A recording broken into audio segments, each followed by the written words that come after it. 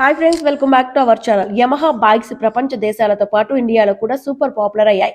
ఈ Japanese company high quality powerful release చేస్తూ ఎప్పుడూ ఆకట్టుకుంటూనే ఉంటుంది.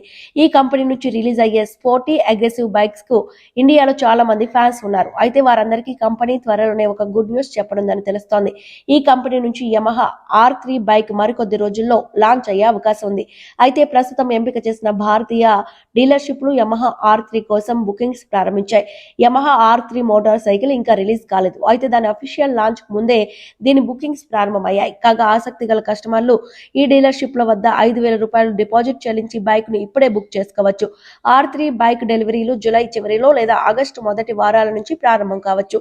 ఏప్రిల్ నెల ప్రారంభంలో డీలర్షిప్ల కోసం ఒక ప్రైవేట్ ఈవెంట్ లో తమ R3 మోటార్ సైకిల్ ను యమహా ప్రదర్శించింది.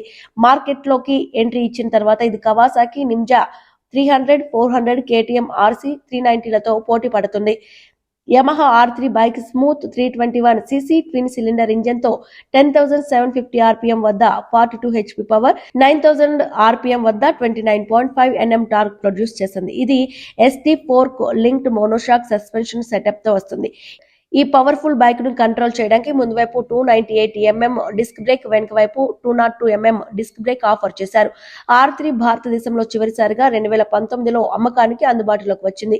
ఈ నెల ఈవెంట్ లో చూపించిన R3 వెర్షన్ 2023 స్పెక్ మోడల్ అని తెలుస్తోంది. యమహా బైక్ కంప్లీట్ బిల్డప్ దిగుమతి అవుతుంది కాబట్టి అది దాని సెగ్మెంట్ లో ఎక్కువ ధర ఉండే అవకాశం ఉంది. EU spec Yamaha R3 bikes నే కంపెనీ ఇండియాలో లాంచ్ చేసే అవకాశం ఉందని రిపోర్ట్స్ పేర్కొంటున్నాయి. యమహా ఈ నెల నిర్వహించిన ఈవెంట్ లో MT7, R1M, MT7, MT9, R7 మోడళ్లను కూడా ప్రదర్శించింది. అయితే ఈ బైక్ల డీలర్షిప్ బుకింగ్లపై ఎలాంటి అప్డేట్లు బయటికి రాలేదు. R1M సూపర్ బైక్ లో 200 HP 998cc inline 4 cylinder engine, Ohlins suspension, carbon fibre body panels ఉన్నాయి. MT-07 689cc parallel twin engine తో లాంచ్ కానుండగా MT-09 890cc inline triple cylinder engine తో వస్తుంది. ఈ మోడళ్లకు సంబంధించిన లాంచ్ తేదీలు ఇంకా ప్రకటించలేదు.